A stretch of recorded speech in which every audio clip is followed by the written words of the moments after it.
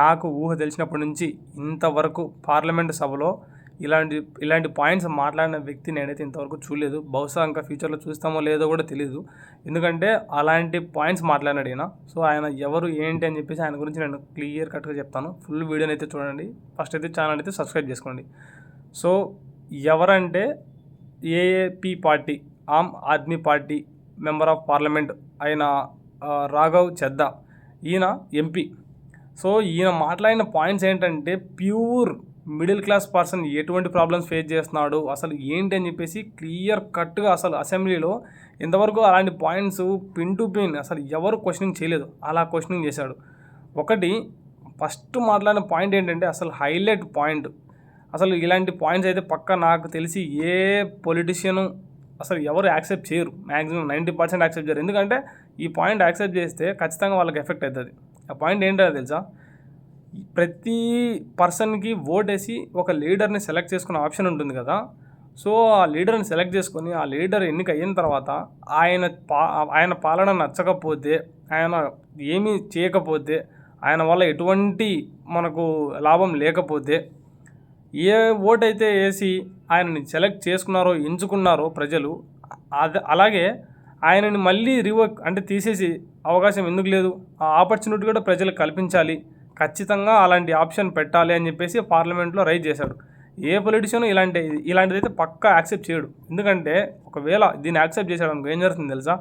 దీన్ని యాక్సెప్ట్ చేయడం వల్ల ప్యూర్ ఎడ్యుకేటెడ్ ఎవరైతే చదువుకున్నారో వాళ్ళకే పాలిటిక్స్లోకి ఎంట్రీ ఉంటుంది. ఎలా అంటే ఆ పాయింట్ కూడా చెప్తా చూడండి. ఈయన ఏం చెప్పాడు తెలుసా? ఇక్కడ ప్రతి గవర్నమెంట్ జాబ్కి ఖచ్చితంగా ఎగ్జామ్ పెడుతున్నారు. సో ఎంతోమంది కొన్ని మండలాలు, కొన్ని ఇంకా కొన్ని విలేజెస్, కొన్ని డిస్ట్రిక్ట్స్, ఇలాంటి అన్నిటినీ ప్రతిదీ పాలిటిక్స్ చేతిలోనే ఉంటుంది కదా. సో ఒక లీడర్ వాటిని అన్నిటినీ పాలిస్తున్నాడు కదా, చూసుకుంటున్నాడు కదా.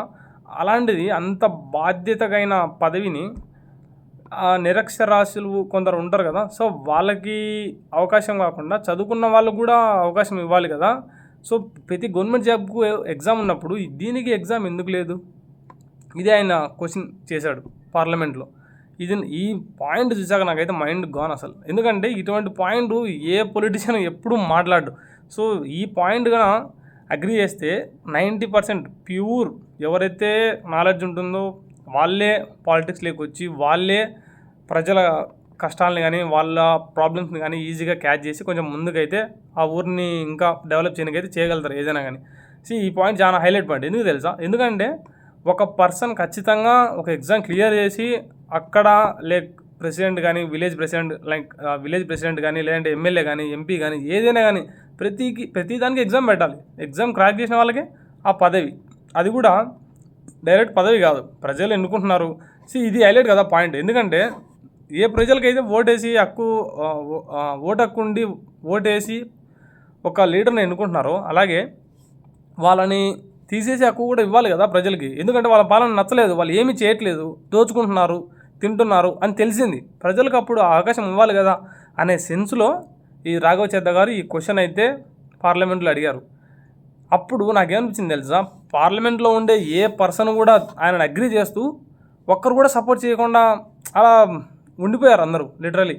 అప్పుడు ఏమనిపిస్తుంది అంటే ఒక మిడిల్ క్లాస్ పర్సన్ గురించి కానీ ప్రజల గురించి కానీ ఎవరు ఆలోచిస్తున్నట్టు ఈ క్వశ్చన్ కూడా ప్రతి ఒక్కరు క్వశ్చన్ చేయాలి యాక్చువల్లీ చెప్పాలంటే. ఇది అసలు హైలైట్ పాయింట్ చెప్పాలి. సో నెక్స్ట్ ఇంకో పాయింట్ మాట్లాడారు. ప్రతి పాయింట్ బుల్లెట్లో అసలు అంత క్లారిటీగా క్లియర్ కట్గా మాట్లాడారు. సో ఇంకో పాయింట్ ఏంటి చెప్తా చూడండి. ఇంకొక పాయింట్ మొబైల్ రీఛార్జ్ గురించి ఏం మాట్లాడారు తెలుసా? ఇంతకుముందు అంటే ప్రతి ఒక్కరు కీప్యాడ్ లేదంటే ఒక స్మార్ట్ ఫోన్ ఏదైనా ఉండేది. సో ఇంతకుముందు ఎలా ఉండేది? ప్రతి ఒక్కరికి incoming calls, out going calls. So ఎలా నీ దగ్గర బ్యాలెన్స్ ఉంటే నీకు 2 ఆప్షన్, ఇన్కమింగ్, అవుట్ గోయింగ్ ఉండేది. సో నీ బ్యాలెన్స్ అయిపోతే అవుట్ గోయింగ్ అనేది వెళ్ళేది కాదు, ఇన్కమింగ్ అయితే కాల్స్ వచ్చేవి. ఇప్పుడు ఏం చేస్తారో తెలుసా? ప్రతి ఒక్కరు ఇన్కమింగ్ కాల్స్ని స్టాప్ చేస్తున్నారు. ఇది ఒక టెక్నిక్. ఏంటి? సపోజ్ నీ మొబైల్ రీఛార్జ్ అయిపోయింది, సో ఓకే ప్రాబ్లం లేదు, నువ్వు వేరే వాళ్ళకి కాల్ చేయలేవు. కానీ ఇన్కమింగ్ కాల్స్ ఆపేసేది ఎందుకు అంటే నీకు ఇన్కమింగ్ కాల్స్ ఆపేస్తే ఖచ్చితంగా నువ్వు రీఛార్జ్ చేసుకొని తీరాల్సిందే. సో ఇది కూడా పాయింటే కదా, ఇది ఒక బిజినెస్ టెక్నిక్ కదా. అసలు ఏంటి ఇప్పుడు ఇంకొకటి మీరు అబ్జర్వ్ చేస్తే డేటా అవసరం లేని వాళ్ళు కూడా డేటా రీఛార్జ్ చేసుకుంటున్నారు. అంటే పూర్తిగా ఆప్షన్ తీసేశారు, ఓన్లీ కాల్స్ అలా ఉండేట్టుగా లేదు. అంటే డేటా అవసరం లేని వాళ్ళు కూడా డేటా రీఛార్జ్ చేసుకోవాల్సిన అవసరం ఏముంది?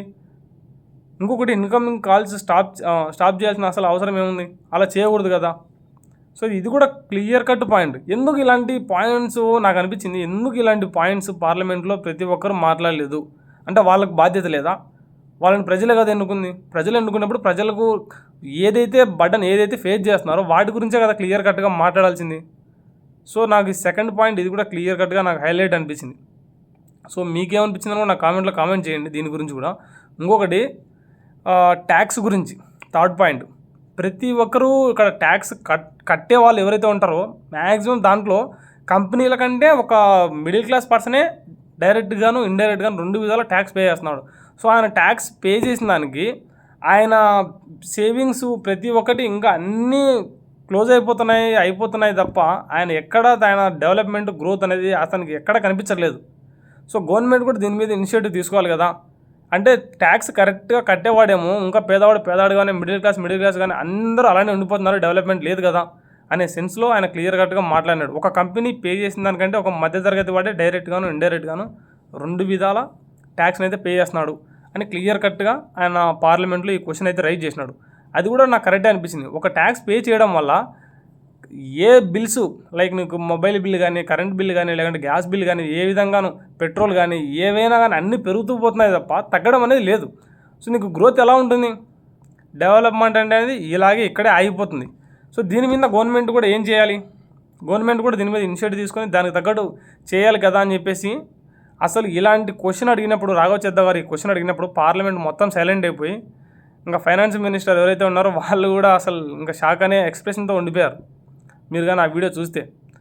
సో ఈ క్వశ్చన్ నాకైతే హైలైట్ అనిపించింది. ప్రతి పాయింట్ ఏం మాట్లాడినా కూడా రాఘవ చెద్ద గారిని సార్ హైలైట్ అనిపించింది నాకైతే. ఇంకొక పాయింట్ ఇదైతే ఇంకా అసలు వేరే లెవెల్. ఇప్పుడు ఫ్లైట్ గురించి మాట్లాడినారు. ఒక ఫ్లైట్ ట్రావెల్ చేయాలంటే మిడిల్ క్లాస్ పర్సన్కి కలగానే ఉండిపోతుంది. అసలు ఏం చేయడానికి దాని గురించి అంటే ఇప్పుడు ట్రావెల్ అనేది ఇప్పుడు ప్రతి ఒక్కరికి నెసెసిటీ. సో అది కలగా ఉండిపోకూడదు. ట్రావెల్ అనేది దాని మీద కూడా కాస్ట్ తగ్గించాలని చెప్పేసి మాట్లాడాడు. ఇంకొకటి ఏం మాట్లాడాడు తెలుసా? ఇదైతే హైలైట్ అసలు.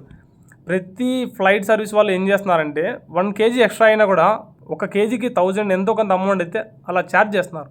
ఒక 1000 ఛార్జ్ చేసినప్పుడు 7 hours, 8 hours, 5 hours per hour ఎంత అన్ని అవర్స్ ఫ్లైట్ డిలే అయినా కూడా దానికి కంపెన్సేషన్ ఇస్తున్నారా? కంపెన్సేషన్ ఇవ్వట్లేదు. కంపెన్సేషన్ కూడా ఇవ్వాలి కదా. ఛార్జ్ చేసినప్పుడు దానికి అలాగే ఉండాలి కదా అని చెప్పేసి క్వశ్చన్ చేశాడు. ఇక్కడ మనకు నష్టం జరుగుతుంది, అలాగే వాళ్ళకి నష్టం జరిగినప్పుడు మనకు పే చేయాలి కదా. మనకు నష్టం అయినప్పుడు మనం పే చేస్తాను. ఇప్పుడు ఇది కూడా 100% కరెక్ట్ క్వశ్చన్. అసలు చాలా అంటే చాలా క్లియర్ కట్గా మాట్లాడినాడు రాఘవ చెద్ద గారు. సో ఇంకొకటి జాబ్లెస్. ప్రతి ఒక్కరూ ఒక చదువు దగ్గర ప్రతి ఒక్కరు అమౌంట్ పే చేస్తున్నారు. ఇప్పుడు ఉన్న జనరేషన్లో ప్రతి ఒక్కరు అమౌంట్ పే చేస్తున్నారు. సో పే చేసిన వాళ్ళందరూ జాబ్ చేస్తున్నారా? జాబ్ చేయట్లేదు. జాబ్స్ లేదు. ప్రతి ఒక్కరు జాబ్లెస్గానే ఉంటున్నారు. వచ్చిన ఒక్కరు ఎవరో ఒక 10% జాబ్ చేస్తున్నారు. సో మిగతా 90%కి గవర్నమెంట్ ఏం చేస్తుంది అంటే వాళ్ళ అమౌంట్ వాళ్ళకి ఏమైనా రీఫండ్ ఇస్తుందా? వాళ్ళు స్పెండ్ చేసిన అమౌంట్ ఏదైతే ఎడ్యుకేషన్ మీద స్పెండ్ చేస్తారో వాళ్ళకి అమౌంట్ ఏమైనా రీఫండ్ ఇస్తుందా? ఇవ్వట్లేదు. సో దీని గురించి కూడా క్లియర్ కట్గా మాట్లాడినారు. ఇంకా మిడిల్ క్లాస్ పర్సన్ అలాగే ఉండిపోతున్నాడు, గ్రోత్ ఏమి ఉండట్లేదు, ప్రతిదీ ఎక్కడిది అక్కడే ఉండిపోతున్నాడు అని చెప్పేసి క్లియర్ కట్గా మాట్లాడినాడు. సో రాఘవ చెద్ద గారిని ప్రతి ఒక్కరూ సపోర్ట్ చేయాలి. ఇంకొకటి ప్రతి ఒక్కరు నేను సోషల్ మీడియాలో కొంతవరకు ఎవరైతే లైక్ ఇంకా ఇప్పటికిప్పుడు గ్రో అవుతూ లేదంటే కొన్ని ఛానల్స్ నేను చూశాను, ఈయన ప్రైమ్ మినిస్టర్ అయితే ఎలా ఉంటుంది అనే క్వశ్చన్ మార్క్తో ప్రతి ఒక్కరూ చాలా ప్రమోట్ చేశారు ఆయన్ని. సో నాకైతే భలే నచ్చింది ఈ పాయింట్. సో ఈయన మాట్లాడిన ఒక ఫ్లైట్ కానీ, ఒక ట్యాక్స్ గురించి కానీ, ఒక గవర్నమెంట్ జాబ్ గురించి కానీ, ఒక జాబ్లెస్ గురించి కానీ ప్రతిదీ హైలైట్ పాయింటే. మీరు చూసుకోండి, ఫ్లైట్ గురించి ఇక్కడ మనం 1 kg ఎక్స్ట్రా అయితే ఎంత అమౌంట్ పే చేస్తున్నాం. దీనికైతే మనకు డిలే అయితే ఫ్లైట్ డిలే అయితే కంపెన్సేషన్ ఇవ్వట్లేదు. ట్యాక్స్ కడుతున్నాం. ఇక్కడేమో మన బిల్స్ ఏమో పెరిగేటి అట్నే పెరుగుతున్నాయి. డీజిల్ పెరుగుతుంది, పెట్రోల్ పెరుగుతుంది, మొబైల్ ట్యాక్స్ అన్నీ పెరుగుతూనే ఉన్నాయి, గ్యాస్ పెరుగుతుంది, అన్నీ పెరుగుతున్నాయి, ఏం తగ్గట్లేదు tax కడుతున్నప్పుడు.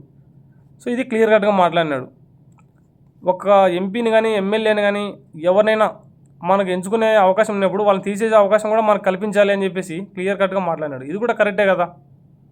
Mobile recharge out going కోసం మనం చేసుకుంటున్నాం, ఇన్కమింగ్ కోసం మనం ఎందుకు చేసుకోవాలి? మనతో మాట్లాడాలన్నప్పుడు అవతల చేసుకోవాలి. సో ఇన్కమింగ్ కాల్స్ మనకు ఆపేయడం ఏంటి?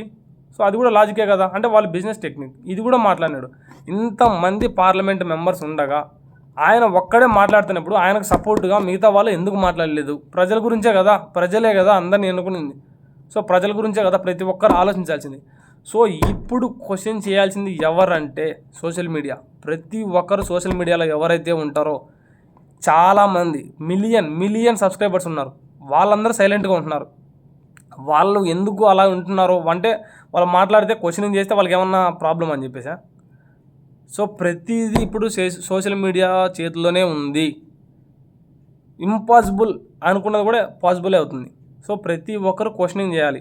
ఇంతకుముందు విచ్చలవిడిగా ప్రతి ఒక్కరు ఈ గేమింగ్ ప్లాట్ఫామ్స్ ఉంటాయి కదా, సో వాటి మీద ప్రమోషన్ చేసి డబ్బులు సంపాదించుకునే వాళ్ళు.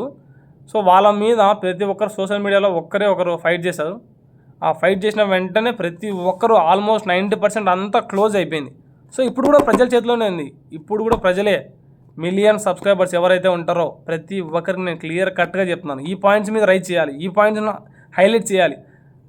ప్రత్యేకంగా క్లియర్ కట్గా నేను చెప్పేది ఏంటంటే రాఘవ్ చెద్దాని హైలైట్ చేయాలి, ఆయన పాయింట్స్ని హైలైట్ చేయాలి. ఇప్పుడు ప్రతి ఒక్కరు క్లియర్ కట్గా క్వశ్చన్ చేస్తేనే రేపు అది పార్లమెంట్లో కానీ ఏ సభలో అయినా కానీ ఖచ్చితంగా ప్రజల చేతిలోనే ఉంది అని చెప్పేసి ప్రతి ఒక్కరు అప్పుడే దాని గురించి ఆలోచిస్తారు. ఇప్పుడు ఫైట్ చేయకపోతే ఎప్పటికీ ఏ గ్రోత్ ఉండదు, ఏ మిడిల్ క్లాస్ పర్సన్కి గ్రోత్ ఉండదు, మధ్యతరగతి కాదు ఎప్పటికీ అలానే ఉండిపోవాల్సి వస్తుంది. సో ప్రతి ఒక్కరు మొబైల్ వాడుతున్నారు, ప్రతి ఒక్కరి చేతిలో ఇంటర్నెట్ ఉంది, ప్రతి ఒక్కరు ఇప్పుడు సోషల్ మీడియాలో ఉంటున్నారు. ఉన్న ప్రతి ఒక్కరు ఖచ్చితంగా మాట్లాడాలి, క్వశ్చన్ చేయాలి. నేనైతే ఖచ్చితంగా ఇప్పుడు మిలియన్ సబ్స్క్రైబర్స్ ఎవరైతే ఉన్నారో మంచి ఇప్పుడు యూట్యూబ్లో ఎవరైతే గ్రో అవుతున్నారో వాళ్ళందరూ మాట్లాడాలి. నేను క్లియర్ కట్గా వాళ్ళకే చెప్తున్నాను. నా వరకు వస్తేనే నేను మాట్లాడతాను అంటే ప్రతిదీ ఇప్పుడు నీ వరకు నువ్వు కూడా ట్యాక్స్ పే చేస్తున్నావు, నీకు వచ్చే అమౌంట్లో నువ్వు తీసుకునే ప్రతి దాంట్లో నువ్వు అమౌంట్ అయితే కడుతున్నావు. సో ఖచ్చితంగా నువ్వైతే క్వశ్చన్ చేయాలి, నువ్వైతే మాట్లాడాలి, రాఘవ్ చెద్దాని సపోర్ట్ చేయాలి. Thank you guys. ఈ వీడియోలో నేను మాట్లాడిన ప్రతి పాయింట్ గురించి మీకేమనిపిస్తుందో నాకు కామెంట్ చేయండి. ఛానల్ అయితే సబ్స్క్రైబ్ చేసుకోండి. ప్రతిదీ నేను ఖచ్చితంగా మీ ముందుకు వస్తాను. ప్రతి వీడియోతో మీరు నాకు సపోర్ట్ చేయాలని చెప్పి నేనైతే కోరుకుంటున్నాను. సో ఇలాంటి ఇంకా మరిన్ని వీడియోలు మీ ముందుకు వస్తాను. Thank you guys, thank you.